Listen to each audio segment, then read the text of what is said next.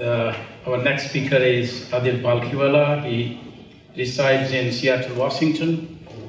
He has developed technique of how body and integrating it with mind, your emotion, your vital, and of course your psychic.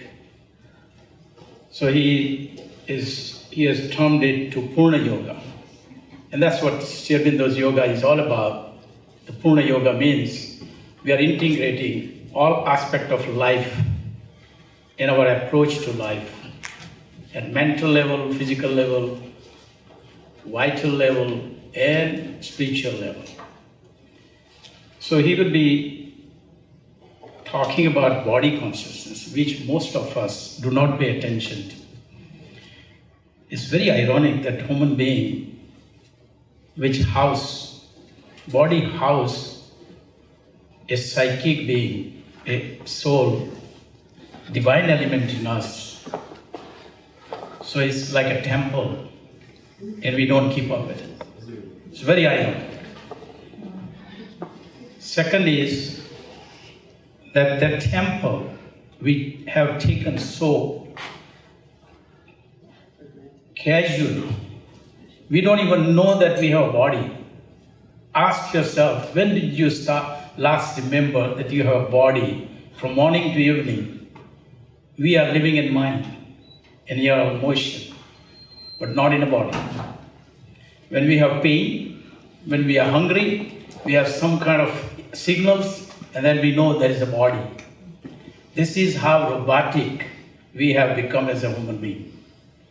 So it's very imperative that we now start focusing on body as a living entity which actually houses something eternal within us. When that eternal goes away, body has no value. So how important it is to even keep up with the body. So that's why we are here to learn about how do we become very conscious of our body, how important it is. But then, how do we use it as a means, as a tool, to realize our ultimate truth and be part of the new creation? You know, Sri Aurobindo has explained in Life Divine, there is a whole chapter. He says Gnostic being, and it has supramental body. He's even describing it, what he sees in his prophetic vision. It's a mind-boggling explanation of body that is emerging out of us. And I suggest that you should read it. So that is the power of body. And with further ado, I'd like Aadil Bhai to come and speak. The spine erect.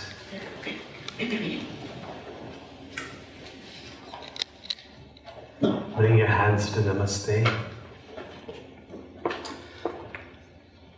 and join me for the Gayatri.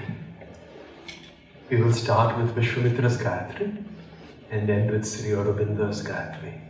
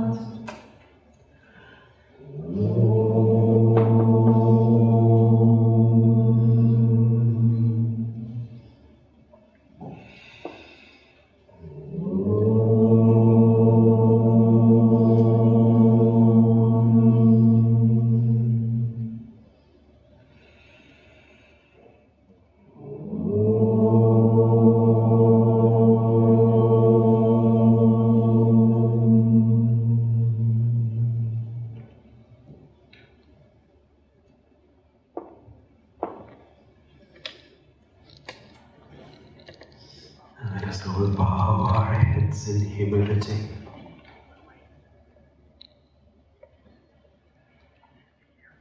For only when the mind is humble is it receptive.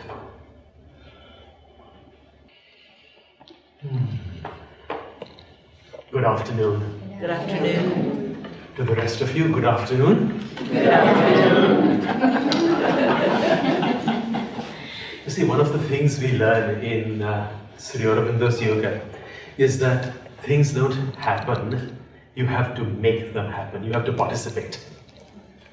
You cannot be a bystander and expect this divine transformation to happen. We have to be a willing and conscious and totally focused participant. Right? Yes. Yes. Before we get serious, I'm going to tell you a story.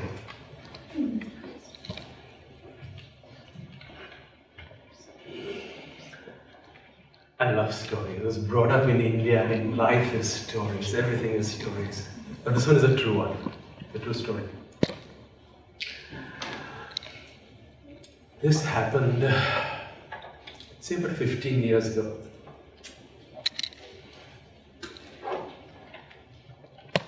Let me get the names right. Harish Kapadia is a Gujarati mountain climber. He is one of the most accomplished mountain climbers in America. And he is a student of my mother and my brother in India after I left. They took over. And so he studies yoga with my mother and my brother. And this is in Bombay. As I said, about 15 years ago. It was a Saturday evening. And our center, our home, is considered a Sri Aurobindo center in the city of Bombay by the mother. And so she gave us a time to meditate. It was 7 p.m. So every Saturday since 1969 up to today, there is a meditation in our home. And sometimes there are 5 people and sometimes there are 50 people. You just never know how many people show up. If it's an occasion, some big event, then lots of people come. And this was an event. I can't remember what event it was. It was some big day. And it was in the summer. And Harish Kapadia came. Now our meditation room at that time was a room set aside in the house which could accommodate about 25 people sitting comfortably. And a few more on a big sofa in the back. Well, that day, it was a big day, so there were 60, 70 people in there. They could not all fit into the room. So by the time Harish Kapadia came in, there was no room to go inside. So he brought a friend, some foreigner friend with him. So they both sat outside and meditated. So they never got to go inside the room. And after meditation, we usually have some snacks and people gently talk and we share stories. And they were in a rush. This Harish Kapadia and this Englishman, who turned out to be an Englishman. And they said, we have to go, we're sorry, we can't even go and do pranam. But this gentleman, his name is so-and-so, he's a very famous mountain climber and is on his way to Everest, to climb Everest. And so my mother said, oh, you're going to climb Everest, let me give you something as a blessing. So she ran into her bedroom, pulled out one of the mother's blessing packets. It was if you've not seen a blessing packet, it is tiny and the photos on it are microscopic. And there's a tiny picture of Vada and Sri Aurobindo in the Samadhi, sort of the one with the big couches, but it's so tiny you cannot see them at all. And she said, would you like this? And you may not know this, but mountaineers are very, very superstitious. They believe in the elements, they believe in nature, they believe in the gods, because they are out there facing death every second. And so he said, yes, yes, I'll certainly take it. And so my mother said, it will protect you. I said, okay. He put it in his pocket and they ran out.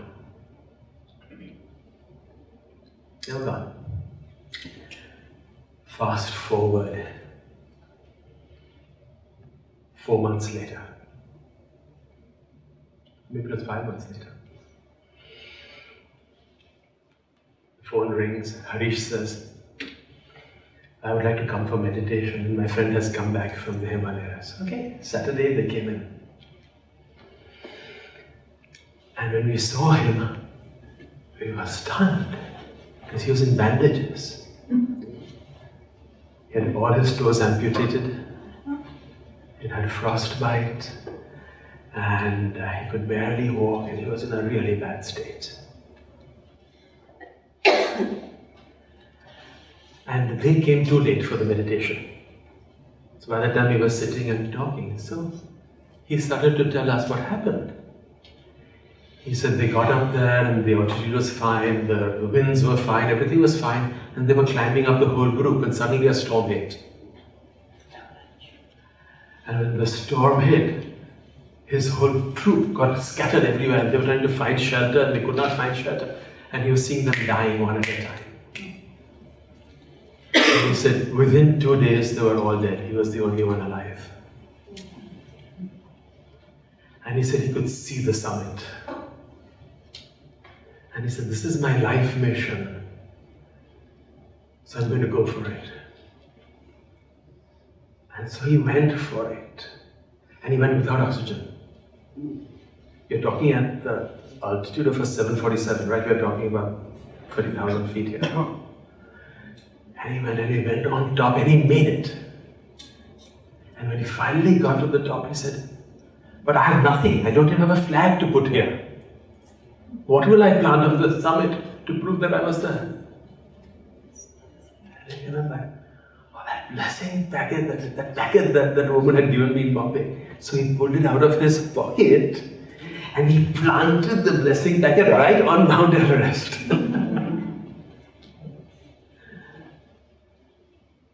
And then he started to feel extremely weak, and as he started to come down the mountain, he fell.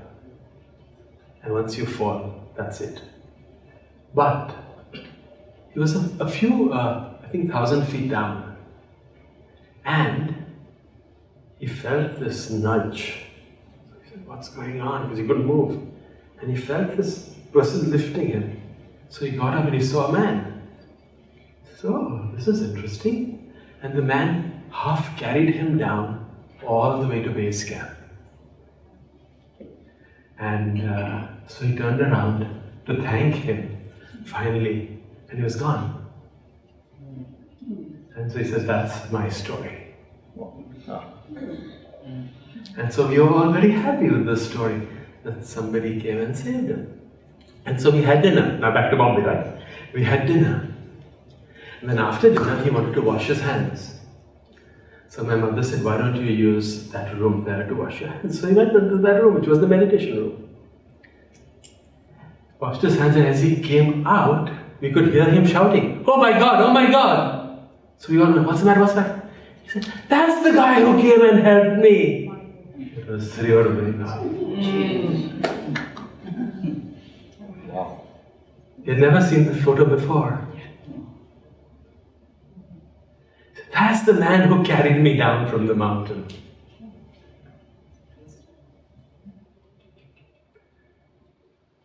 So now let's do a test. Are you ready? Mm-hmm. With me, it's always participation, so you're not going to be sitting around and just listening.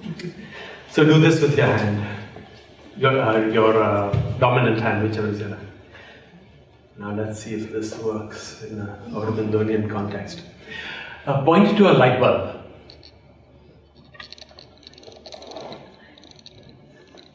Point to a door.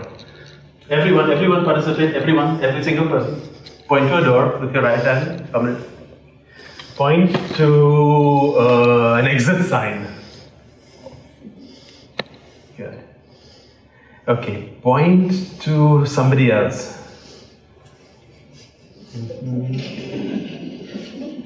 Okay, now point to yourself. Don't move. Don't move. Look around the room. Just look around the room.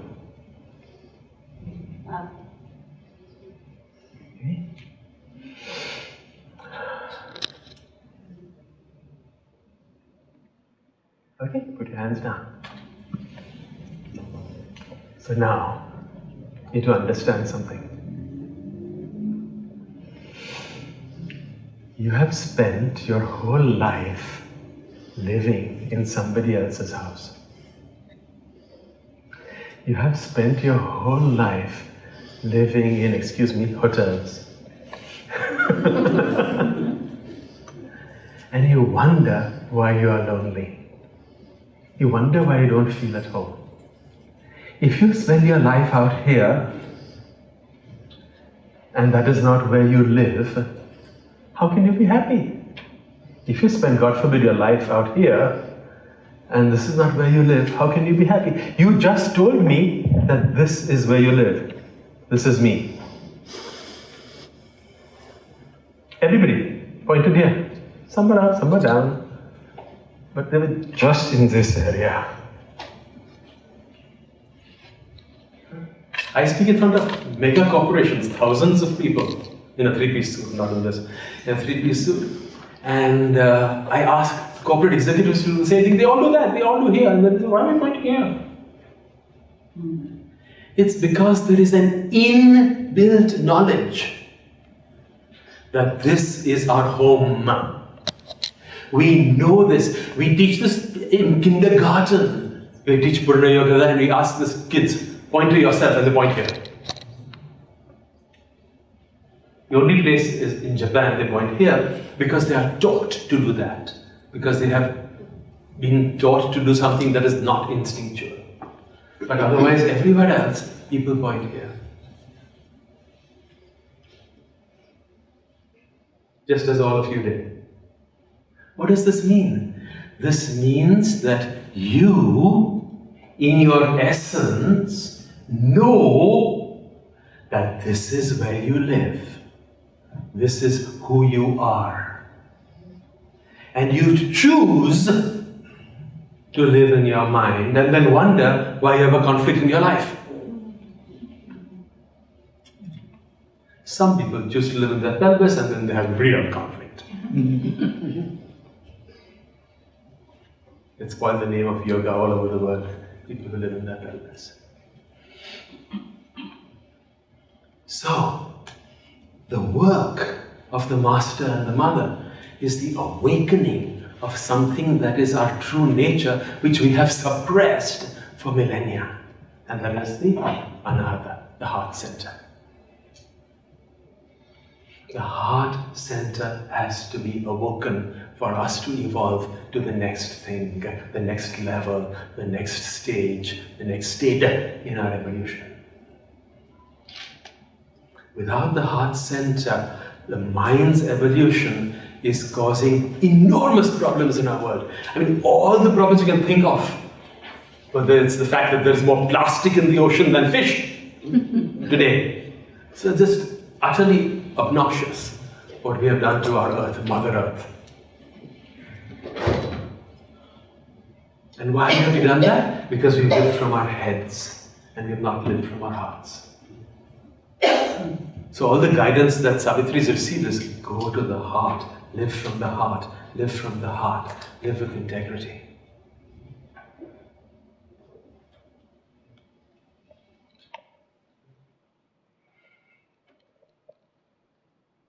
So it behooves us to really look at our lives and see whether we've led them from the passions of the pelvis, from the thoughts of the mind, which is the sensual gratifications made into a thought form, or whether we truly are living from our hridaya, our heart. The work will not happen if you live from the mind. You can understand every... I'll tell you another story.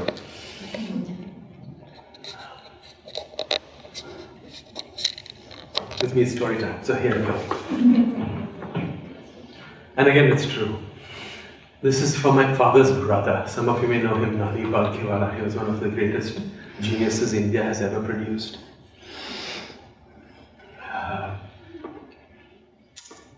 Indira Gandhi called him one of the 3 greatest minds alive. You could ask him any question about anything, and he could give you an answer with quotes from the Encyclopedia Britannica with the page number. His mind was totally stunning. Totally stunning. I would give him a book to read, because nearing the last part of his life, I really wanted him to get healthier. And so I'd give him books on wholesome healing and natural healing, and he'd hold the book and he'd go ta ta ta ta ta ta ta ta ta ta ta ta, just like that. Thank you so much. That was a very interesting read. I used to call him Nani Kaka because Kaka means father's brother. So I said, Nani Kaka, did you get it? He said, yeah, especially that particular incident on page 43 where he talks about the way in which that test was done. It was amazing. And then on page 440, you just went through this book a second ago. And you know everything in that book. He was so brilliant. He had a desk with phones and he could pick up and call the President of the United States straight at 9. Indian President, the Prime Minister, I mean just anybody at a moment's notice. Okay? Got the context? Yes or no? Yes. Good. Now, he comes to the late phase of his life. He has a few strokes. He's in a wheelchair. He's 81 at that time. And we go to meet him, Savitri and myself, we both go and meet him and sit and talk to him. And we talk to him about the fact that it's time now not to fight so much. Because he was the head of Tata's, right? Tata Sons. And then when he got his strokes, he still fought. He still wanted to go back to his office and work harder. And the doctor said, you know, if you just relax and just take it easy, you'll recover. He refused. He did not understand that. He continued to work. And got another stroke, and got another stroke, and got another stroke. So finally, when he couldn't move anymore, we were sitting with him and talking with him. And we said, you know, Savitri started to talk with him and said, it's time now for you to go inside and feel the spirit. And go into your heart and feel the love and feel the light, and that's the essence of creation, love and light. And he listened and could see tears coming out of his eyes because he couldn't speak anymore. India's greatest orator couldn't speak anymore. Ironic, isn't it?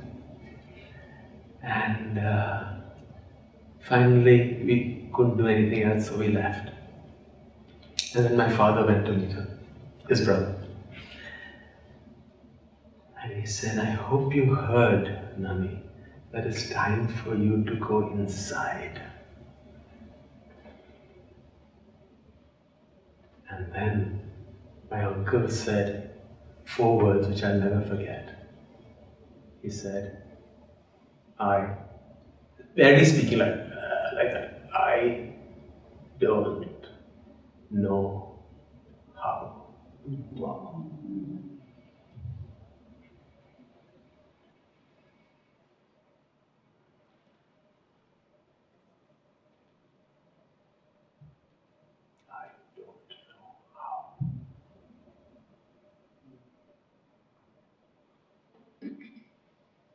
This was truly monumental because his mind was cultivated to such an extent that he knew everything, but he had not learned how to go inside himself.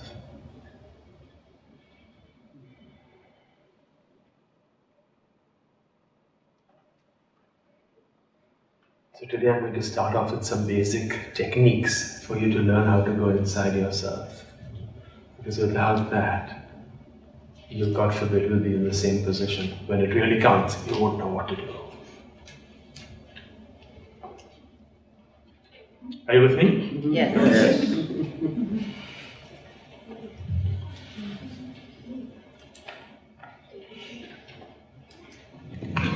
So if you cannot see this board, please move yourself or come to the front to do whatever you need to.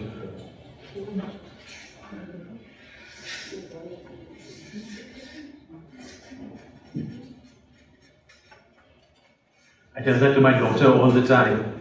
Your education is your choice. You have to do whatever it is. It's the same with all of you. Can't see it, move. Now, I'm not a great scholar of Sri Aurobindo. I've only been studying him since 1969. But I try to use his stuff and apply it in my day-to-day life. So all the stuff that we have come up with, Savitri and I, has been through the work of Sri Aurobindo and the Mother as applied to our lives. So what we have here is spirit.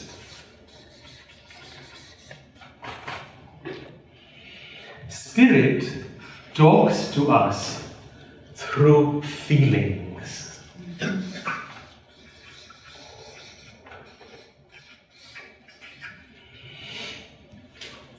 Spirit talks to us through feelings. The primary feeling of the spirit talk is love. Spirit communicates with images, and the primary image is light. Right? So in the spirit end, like the photograph, you see light and you get the feeling of love. So these two are the essence of spirit trying to manifest in matter. Light and love. Now, when we do not feel the feelings because we are too busy doing more important things, like trying to figure out what the Kardashians are doing and what is on the news and all that stuff is just so important. When we are doing that and not paying attention to our feelings, then we start to get disturbances in our emotions.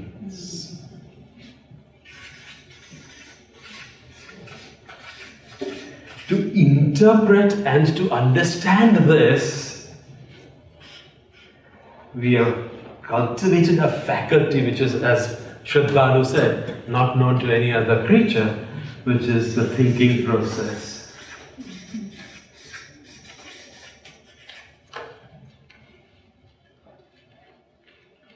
So thoughts do not come first. Sorry, Napoleon Hill. Thoughts do not come first.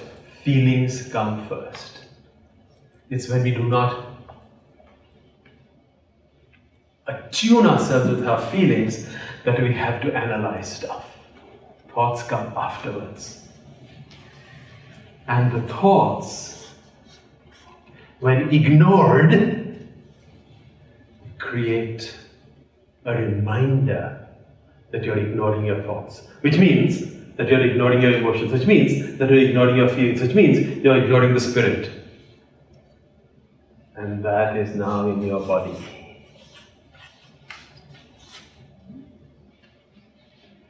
So by the time something is in your body, you feel stiff, you feel achy, you have an ache or pain, you have high blood pressure, you have low blood pressure, you have some problem, it's because you've ignored all the thoughts, it's because you've ignored the feelings that create right thoughts, you've ignored the feelings, all backing up to the spirit.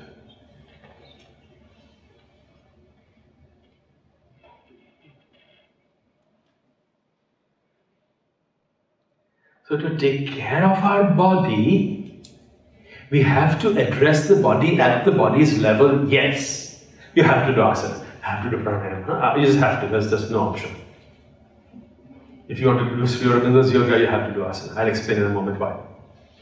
But it means that you do need to pay attention to this thought. The body of Manas. And emotions and feelings. We, especially in India, we tend to suppress them a lot. You don't actually look at them and say, this is a feeling. It's something that's coming up. What do I do with it? No, hide your feelings, put them underneath the carpet. You cannot hide your feelings. Tell your story.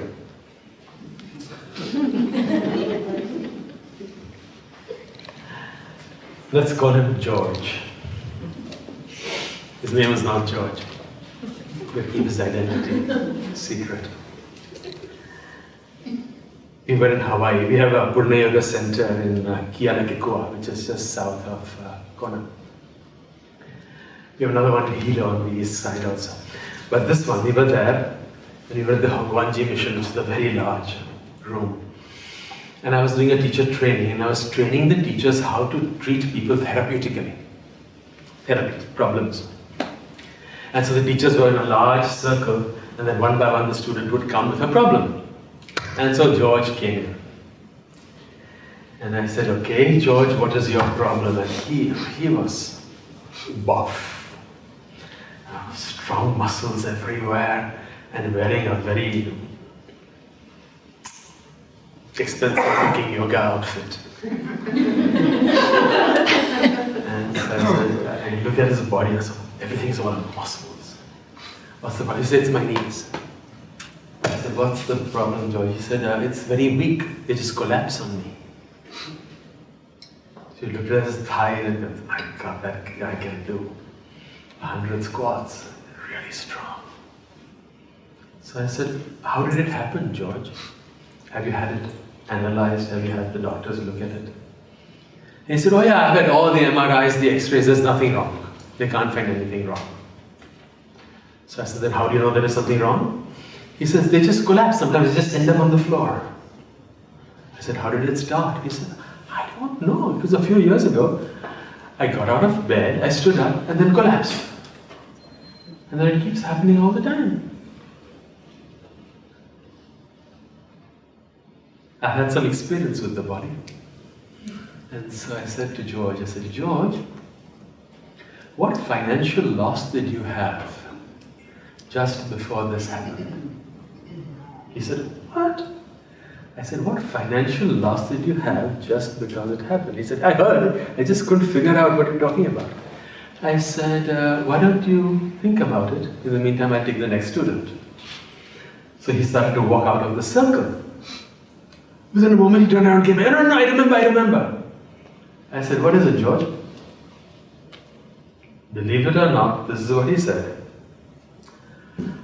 I remember just a few weeks before that, I lost $300 million in the savings and loans collapse in Arizona. And you forgot that.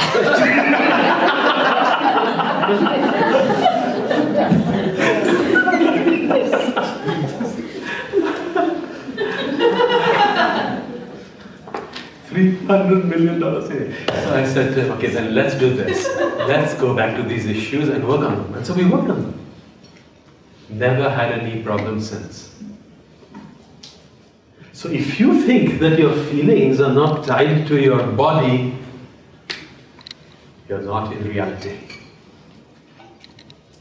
Every single thought you have affects your body. Every single feeling you have affects your body. And it starts to create what Shraddhalu called knots, which in yoga we call granthi. They are knots with a K, K-N-O-T-S. Knots in the body. And it starts to make the body impure.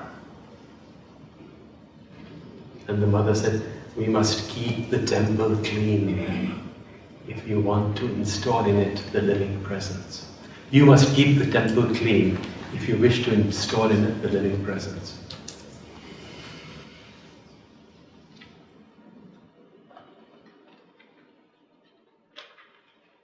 So think about the thoughts that you are thinking, which you think are not going to affect you. and you know that you're wrong, they are affecting you. 100%, no question about it. They are affecting you. Actually, this talk is on the importance of light in the body. I'm giving a part 2 talk. Don't miss that one. That's on the heart. And I'll tell you about the anatomy of the heart and how it works in Sri Aurobindo's context. Now, something that most people don't realize is that Sri Aurobindo was one of the greatest, if not the greatest, master of our age.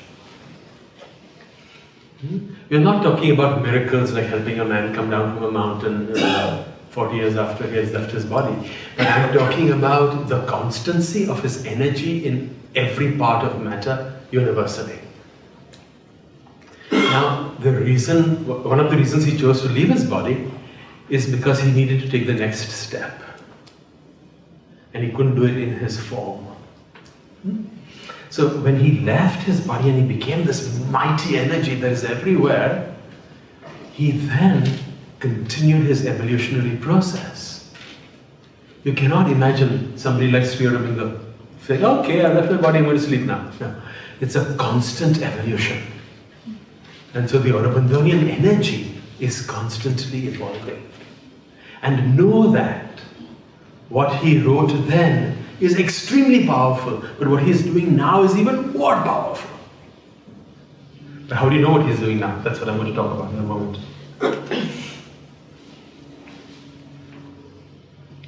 So we have thoughts, which is the mind. We have the emotions or the feelings, which is the vital. Not the feelings, feelings is heart. And then we have the body. So the mind, the vital, the heart, and the body. So the heart is closest to the spirit. The heart is closest to the spirit. I'm going to not talk about it today purposely because I'm going to leave it for the next talk tomorrow.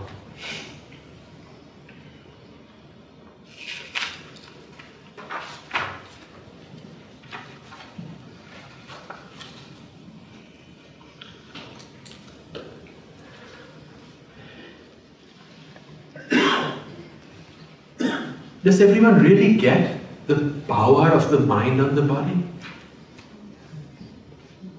Do you get that? How much time do I have? Do you get this? Yes. You're not enthusiastically. Yes. Must be lunch. Tomorrow we should not have lunch, so that the brains can be more awake.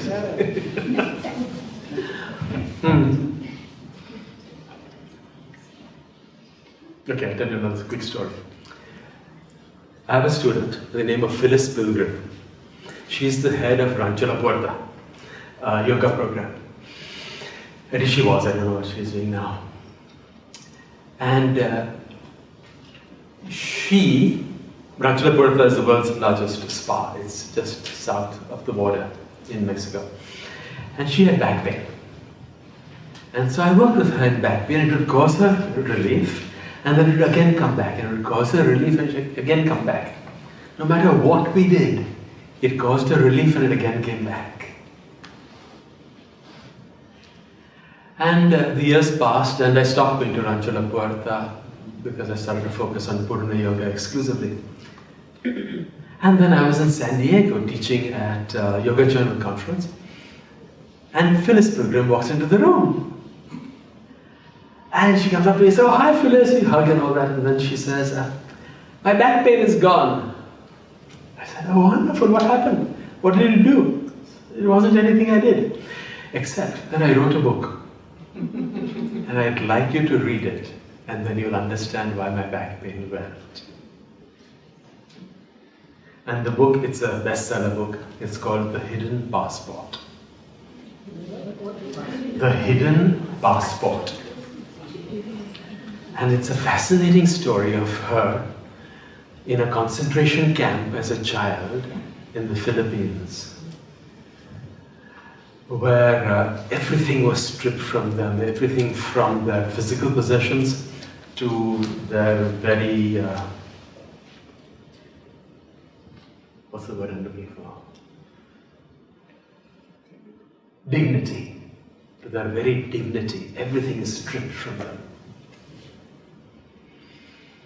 And as a little child, her mother asked her to keep in the only safe place they knew, her passport. In her panty in the back. Just right here. Passport. And so she would hide the passport in her panty during all the searches.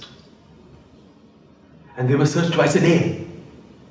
And this is inhuman. And she said for those 4 or 5 years, however long she was in the concentration camps, her constant fear was, nobody should find my hidden passport.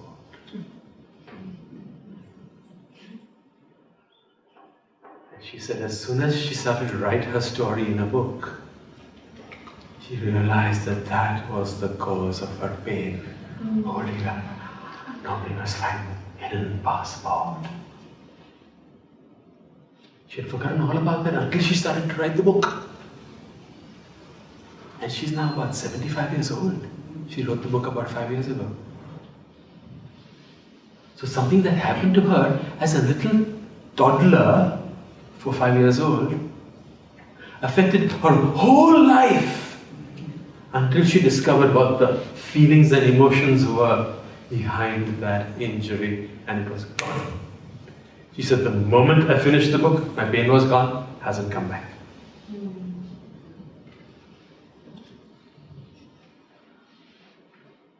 Okay? So we have done mind, we've done the importance of body, and we have done this set. Now, by profession, I'm a teacher. And if you don't get it, it's my fault. So we always have examinations. So without saying a word, everyone please stand. Make eye contact with one other person in the room and get close enough that you can talk with them without speaking loudly, but don't say anything. Don't say anything. Okay, now one of the two of you raise your hand. Thank you, put your hand down. The person who raised the hand will be the speaker. The other person will be the listener. Okay, does anyone not have a helper? Will you raise your hand? Two people with raised hands go together. Right behind you, sir. My friend. Anybody else does not have a helper?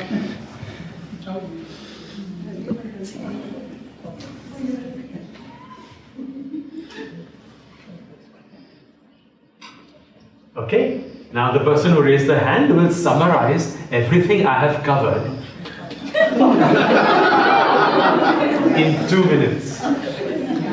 Unless you can say it, you were not paying attention and you don't know it and you wasted your time and money. So let's go for it. 2 minutes to summarize everything I covered. Begin now.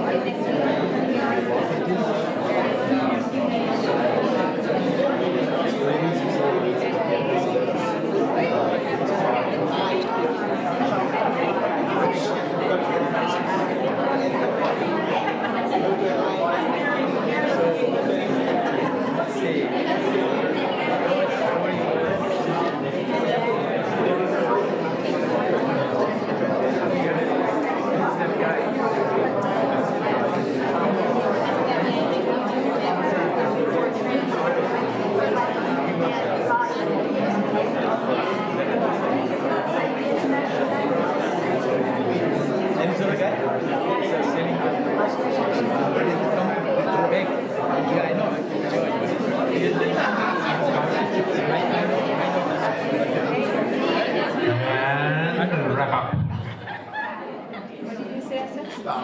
Stop. Alright. So now it's the other person's turn. Now the other person was listening, right? When you were listening, you were thinking, uh-oh, he forgot that, he forgot that, she forgot that, she forgot that. What I forgot. So, you'll do the same thing, but you will not repeat anything the first person said. You will only fill in the blanks. What the first person forgot. Please begin 2 minutes now.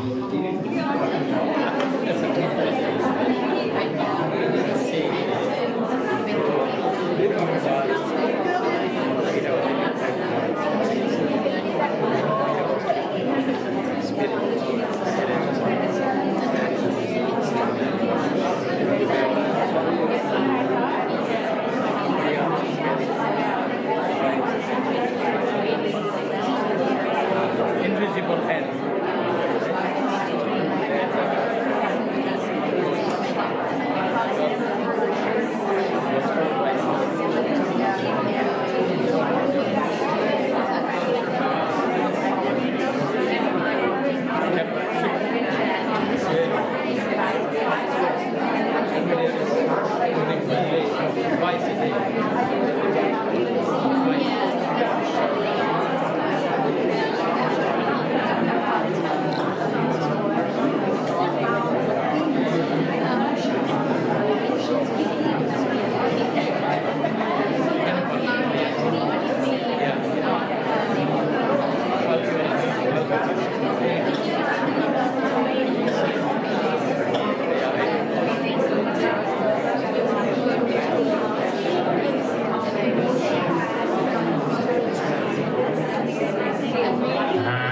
And stop. Okay, please have a seat.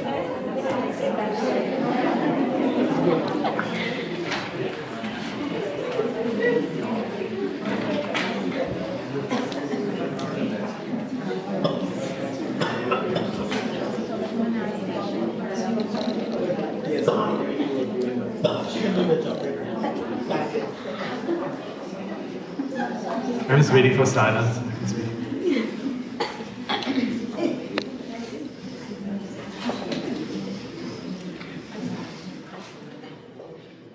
What you cannot repeat, you do not remember. What you do not remember, you cannot use.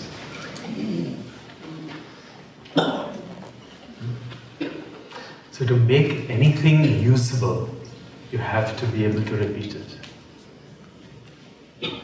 So my brother and I used to take classes with Guruji, BKS Iyengar. After class, we just go through the whole class with each other. Repeat it. That's how you know it.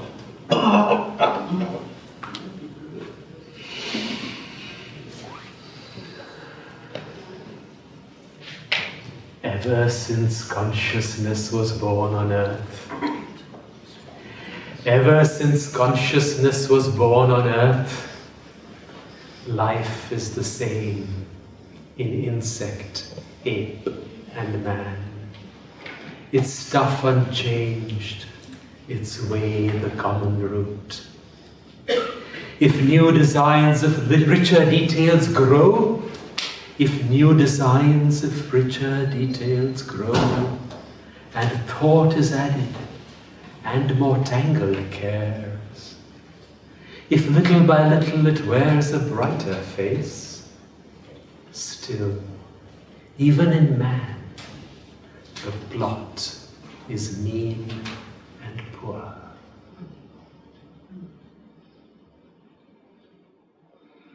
Sri Aurobindo in Savitri. Even in man, the plot is mean and poor.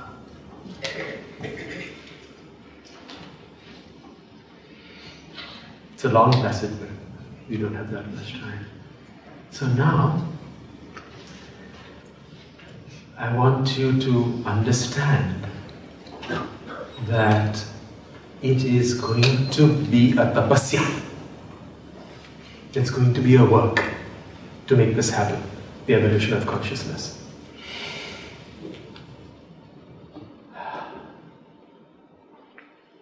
and you have to learn who you are, what your mission is, what your dharma is, and how to take it into the Sanatana Dharma.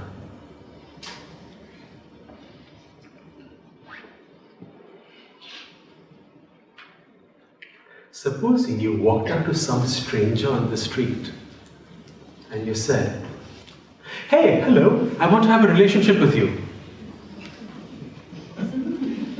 It would be uncomfortable, wouldn't it? Yeah, just slap you on the face. Exactly. Especially Indian girls. I was not talking about different gender, I'm talking about just anybody, yeah. I'm not talking about a sexual relationship, but just a relationship. But why is it so different from what we do in the yoga? We spend 30, 40 years completely ignoring ourselves, and then suddenly come to us, who is a stranger to us, and say, "I want a relationship with you, now come on." It's not different. It takes time to build this relationship because you have not had the communication with it. It's the same with your body. You can't sit there and just do chakras suddenly like that. It takes time to build the trust.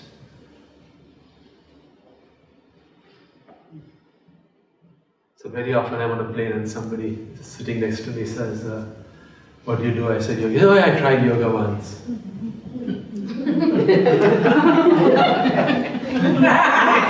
It's a completely meaningless statement. If you practice it with a really good teacher who knows their job every day for about 9 years, then you know whether you've tried it or not.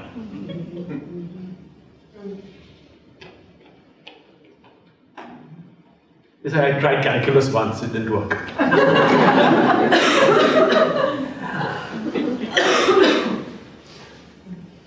So I want to introduce you to Savitri.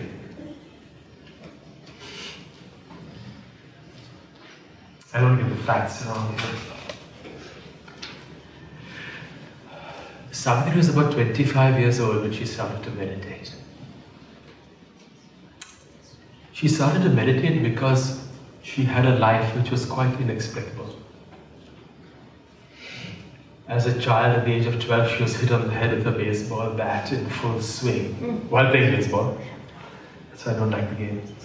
But she was in a coma for a week, left her body.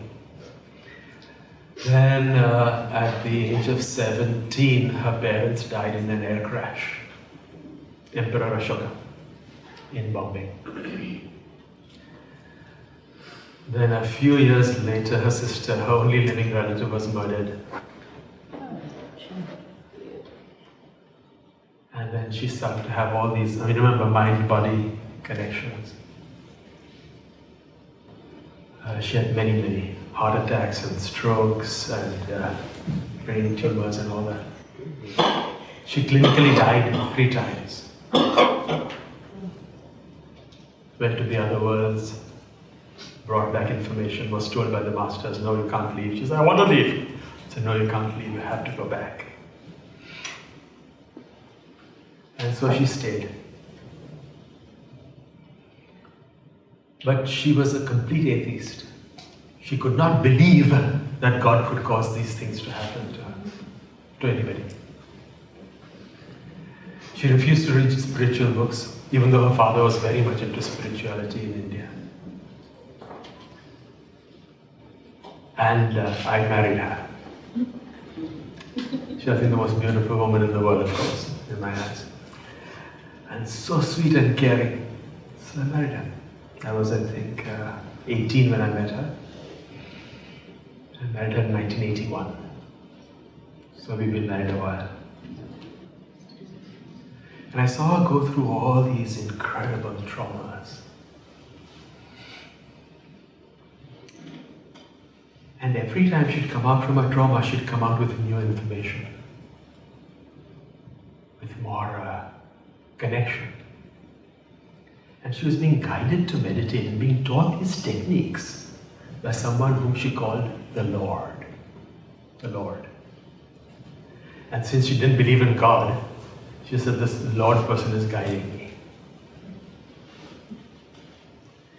And our honeymoon was in Pondicherry. And I married her 4 times. Because I'm a Zoroastrian, I'm a Parsi. So we did the Parsi wedding. Her father was a Muslim, her mother was a Roman Catholic.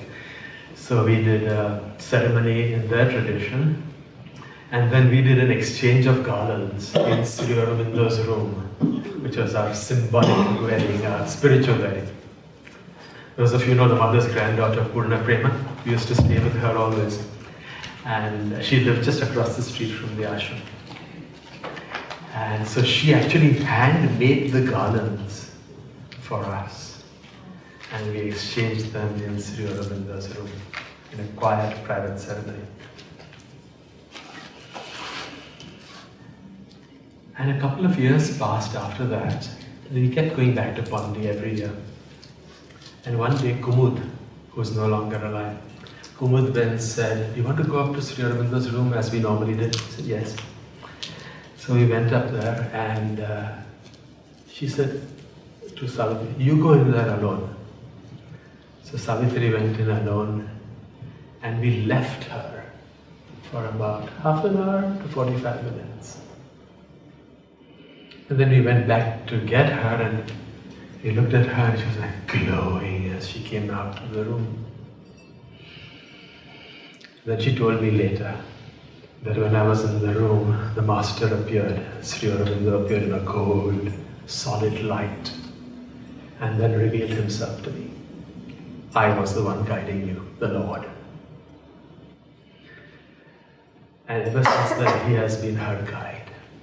I can't tell you all the details because it's her prerogative to do that. But he taught her methods which he said he did not do in his lifetime. Because despite Sri Aurobindo's astonishing, unimaginable genius and mastery and spiritual power, there was not a 1, 2, 3 step technique. He left it to the individual to find out their own way. And he told her that I'm clarifying, this is the way. Why? Sri Aurobindo assembled. Now again, this is again the genius of Sri Aurobindo. And that is why he is the avatar of the new age, the future. He said he looked at all the masters of the past. And see, they're doing the Buddha's meditation for so many decades. Jesus spent so many years in his contemplation. Krishna is born as an avatar. What are the qualities that happen to these people in that state? And he noticed that there were 3 things that happened. Number 1, they went away from their scattered mind into their sushumna, into the light. They cultivated an aureole, a cocoon around their head and then around their whole body. So that Shakti came to them after that tapasya. And Sri Aurobindo said to her, to Savitri, I'm going to teach you how to do it right away. Instead of waiting 40 years and sitting in a cave and meditating, you can do it in 2 years, 1 year, depending on your sincerity. Number 1 quality, sincerity. And so he taught her these techniques.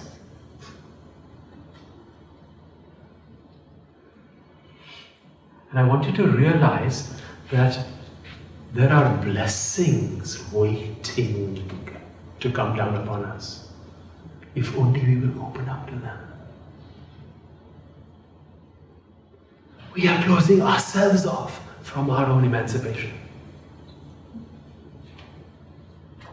No one else is to blame. No one. In Savitri, the master writes, awake, In a dead, rotating universe, we whirl not here upon a casual globe, abandoned to a task beyond our force. Even through the tangled anarchy called fate, and through the bitterness of death and fall, an outstretched hand is felt upon our lives. Even through the tangled anarchy called fate, and through the bitterness of death and fall, an outstretched hand is felt upon our lives. It is near us, in unnumbered bodies and births. It is near us, in unnumbered bodies and births. In its unshaken grasp, it keeps for us safe the one inevitable, supreme result no will can take away and no doom change. The crown of conscious immortality, the Godhead promised to our struggling souls when first man's heart dared death and suffered life.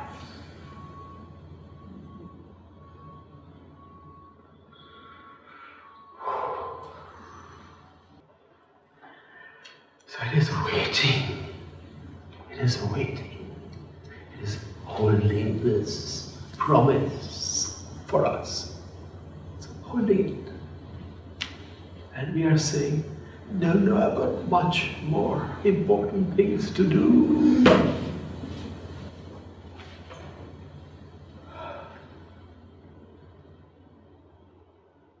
God had promised to our struggling souls, when first man's heart dared death and suffered life. I mean, if we won't do it, who will? We are at least modicum. We have at least a modicum of awareness. If we won't actually do this work, just think about who's going to do it. People keep saying that I heard the sentence, the new creation is coming. It's not coming. If we don't do it, it's not coming.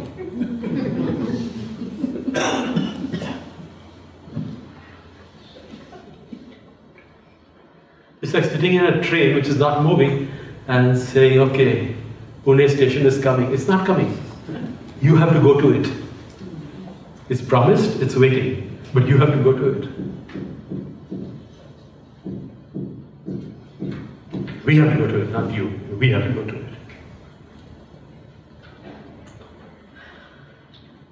And therein lie the 12 petals of the mother's symbol. And now the techniques, which I'll show you one off right away. This is a quotation from the mother. She writes, concentrate in the heart. Concentrate in the heart. Enter into it, go within and deep and far as you can. Concentrate in the heart. Enter into it. Go within and deep and far as you can. A light is glowing there in the deep quietude of the heart. It is the divinity in you, your true being. Hear its voice. Follow its dictates.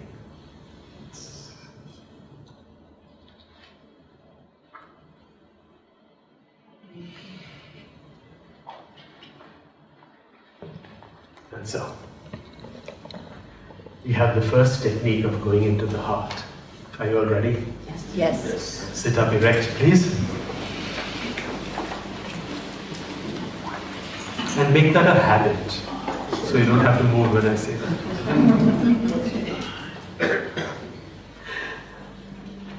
The hand. Hi, actually, this is a good segue to what Shraddhalu was talking about. The hand, the kra, the action modality. The hand and the fingertips especially have more nerve endings than any other part of your body except for your eyes. So we're going to use that faculty and use the middle finger, which represents the heart, and put it at the heart center. Now, where is the heart center? Assuming you're sitting up erect, it's at the level of the front of your armpits. Front of your armpits.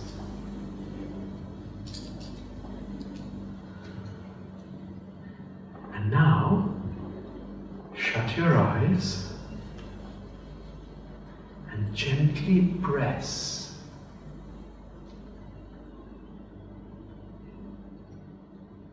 that little finger into your sternum-manubrial joint. And gently press, and imagine the finger going deep inside, all the way to the center of your body in front of your spine, where in your subtle body you have the connection with your sushumna.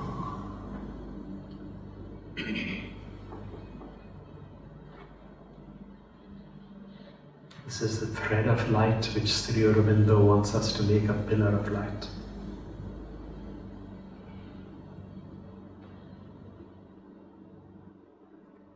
This is the place to which you pointed earlier when you said, "This is me."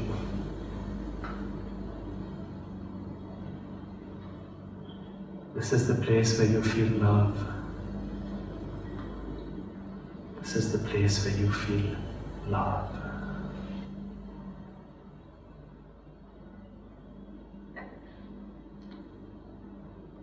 And so feel that love inside you and imagine a soft white light glowing there. If you can't see it, imagine it.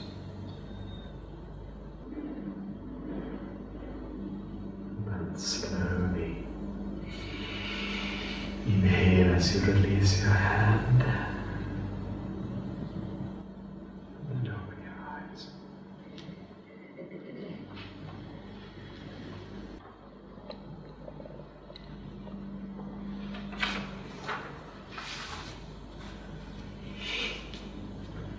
So we've done our first little thing, the practical, what to do. We got to 3:30, correct? Correct. So I have a list of things. Things to do to help you get more into your body. Number one is a statement that I heard from a man called Ed Foreman. And he said to me, he said, when you are inside the bottle, you can't read the label. When you're inside the bottle, you can't read the label. That means you need somebody to look at you. You need a mentor. You need a guide. It's imperative that you find somebody whom you trust, who can teach you. It's very, very useful.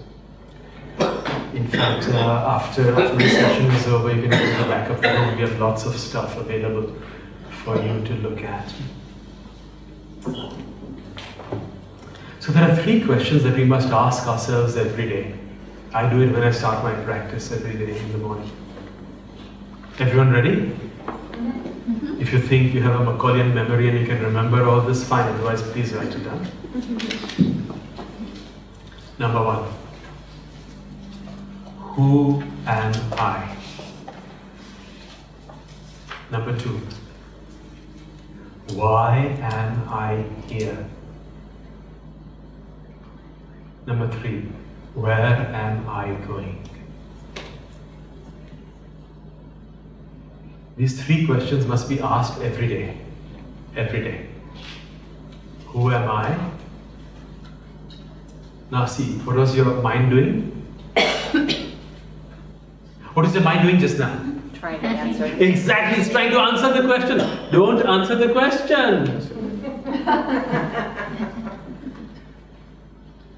You're defeated. As soon as you answer it, you're defeated. You think you got the answer, it's finished.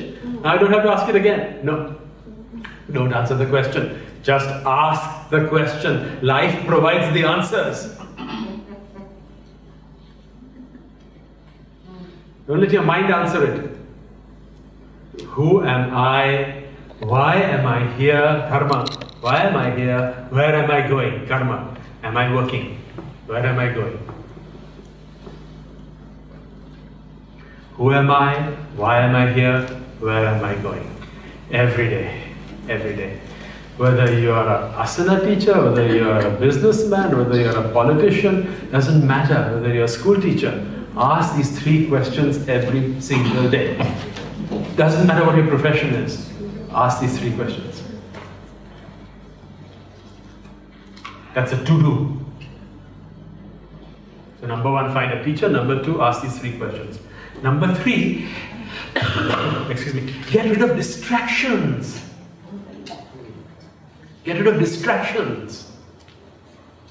Distractions take your energy and suck it out of your life. And mine, yours and mine, both. Television, huge distraction. Newspapers, YouTube, Facebook, Instagram. All that stuff is just taking you away from it. What are you going to do when you're dying? I wish I'd read more things on Facebook.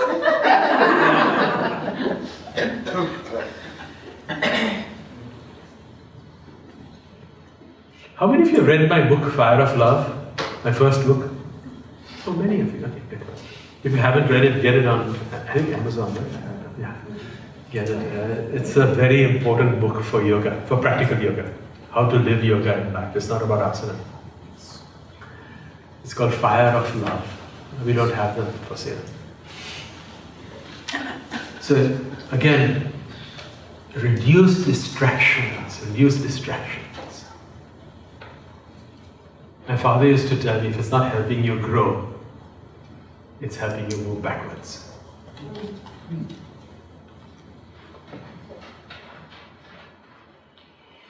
Then, next, respect for the body is love for the body. Respect for the body is love for the body. Right? Hasmukh Bhai just said, what did he say? The body is the temple. Your soul is the living presence in it. Would you treat a temple with disrespect? Would you keep the temple dirty? Would you make it all crooked? Or would you align it according to Vastu? Would you make it perfect in all ways? Because you're going to put the deity in there, the presence in there. I have the relics of the mother in my home, and I treat them with so much respect.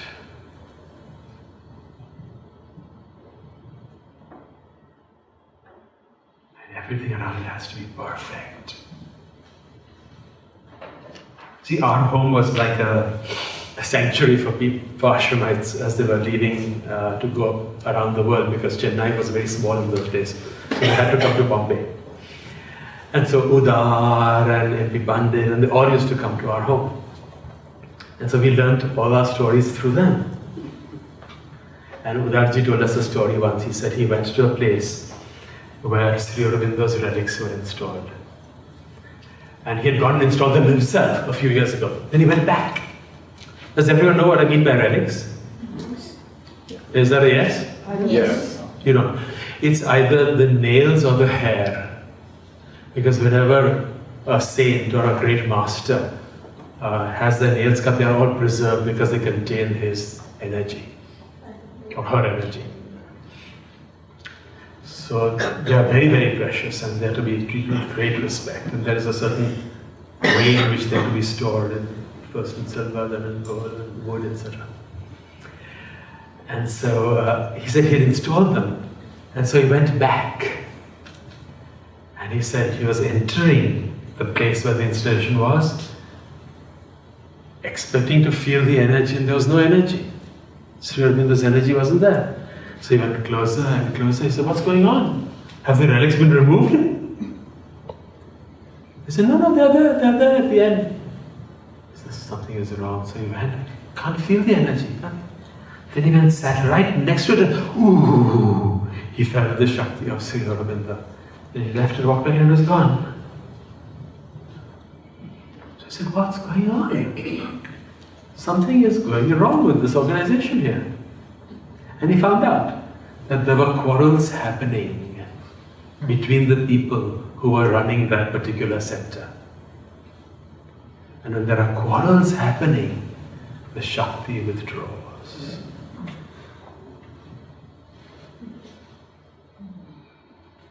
So the context must be such that it is conducive to the energy's acceptance. That's why the mother says receptivity. If you are not receptive, the energy can't do anything. Receptivity. Savitri does distance healing work on many people regularly. And she said to me, she said, I'm getting a call from somebody and I'm sending them light. But they're sending it back to me. They're refusing it. I can't help them. It doesn't matter how powerful I am, I cannot help them if they do not receive. Receptivity. I'm going too much into that just now. Let's go back here. Okay, so now the last thing we're going to do in the last 10 minutes is mental centering. This thing will completely change your life. I've taught it to CEOs of multi-billion-dollar companies and they use it regularly just to get their mind focused. Ready? Yes. Okay, sit up erect as usual. Now, you have touched that bar a few minutes ago and you know that bar inside, right? Now we're going to do what the mother said. Enter into it. And there's a precise technique. Do not change this technique, do not modify it, do not try to make it into prana chi nonsense. This is just a simple technique to be done exactly this way as it was taught to Savitri and as she has taught it to me. You all agree? Yes. Don't modify it. Fingers together, hands slightly cupped.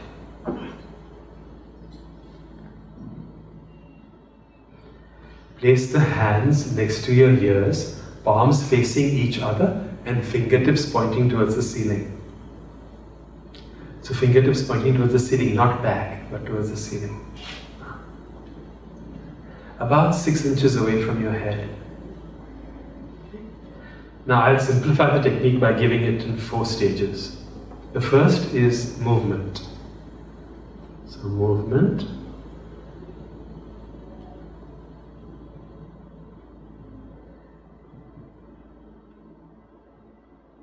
And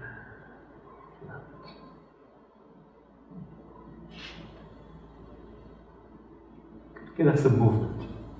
Second is the breath. Inhale, Puraka. Exhale.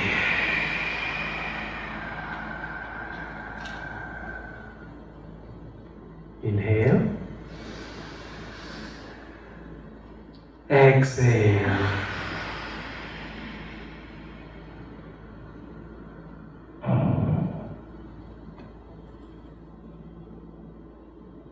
Okay. Next is the intention. What is your intention? Your intention is to take the scattered mind, chitta vritti, the scattered, the oscillating mind, and bring it into that samatha, steady, still quietness, and then offer it to the heart. That's your intention. So now set your intention. I'm going to take this monkey mind that is always distracting me from my path, from my dharma. I'm going to center it and then offer it to the light in my heart. Exhale.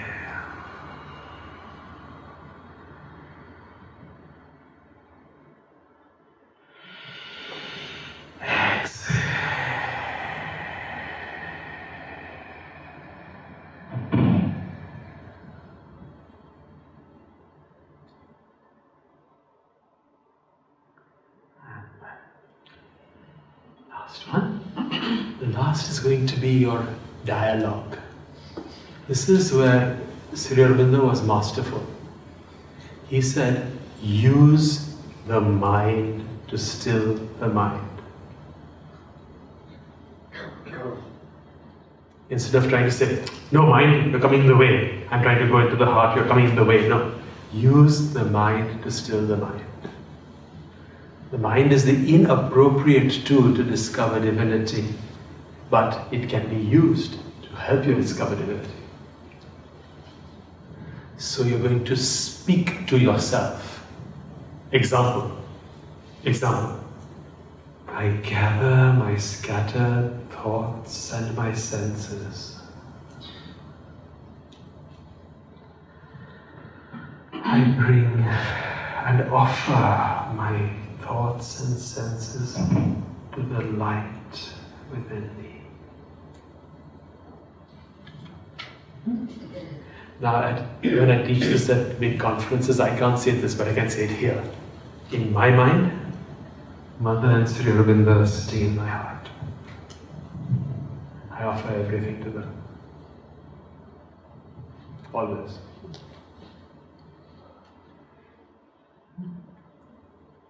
But they being who they are, they really don't care whether you call them Mother Sri Aurobindo or you call them the Christ or whether you call them the light.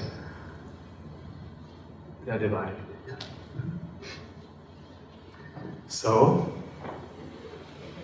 use words that make sense to you, which have the effect of taking the mind and the senses. Pratyahara, controlling the senses.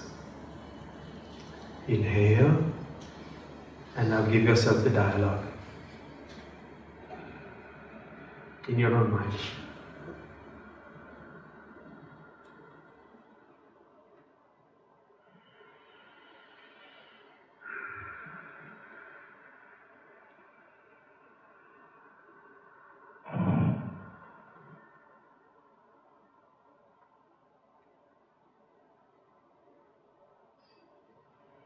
And do it 3 times slowly by yourself.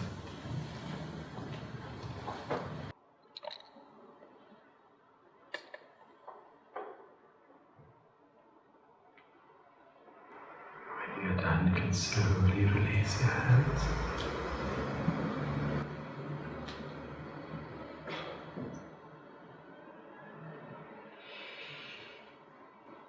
You can use this at any time when you feel a little distracted, when you feel you want to meditate. Just do this 3, 9 for half an hour. As you practice more, you'll be able to entrain more readily with the energy that comes out of your brain and bring it into focus and offer it to your heart.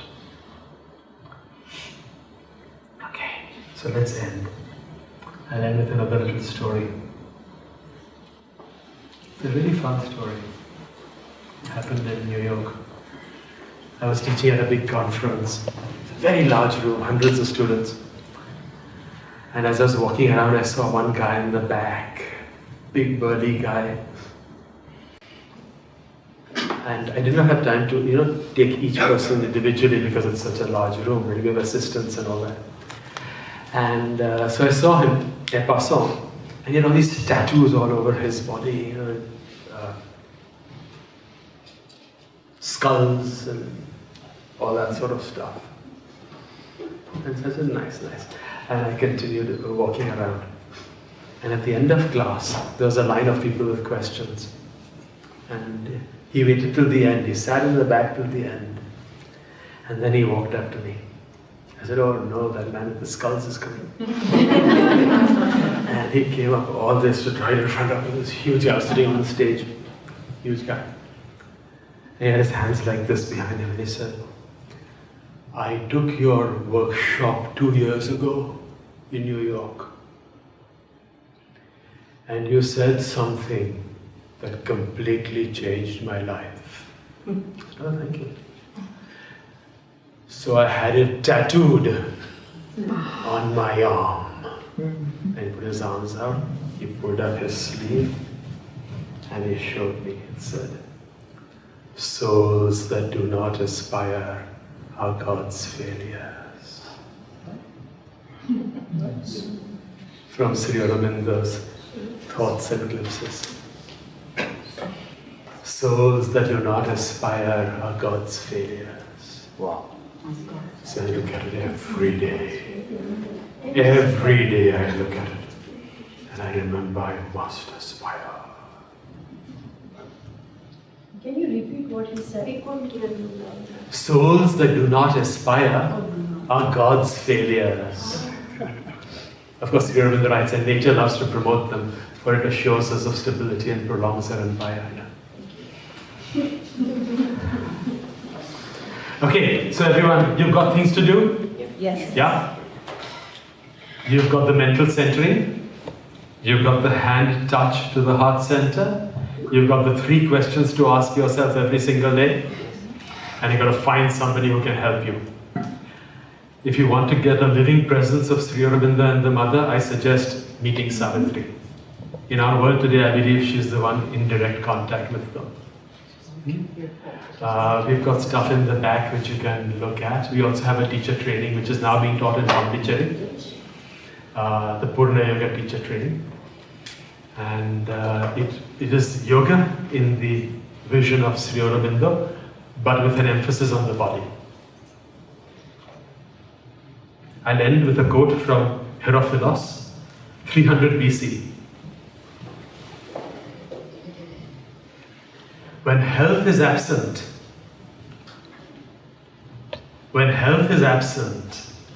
wisdom cannot reveal itself.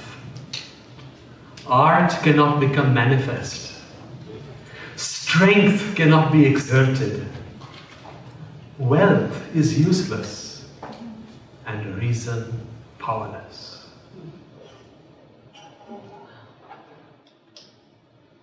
So let us resolve to get our bodies back and get our health back so that we can live Sri Aurobindo and the Mother's Yoga in day-to-day life. Namaste. Join me for one of Sri Aurobindo's Gayatri.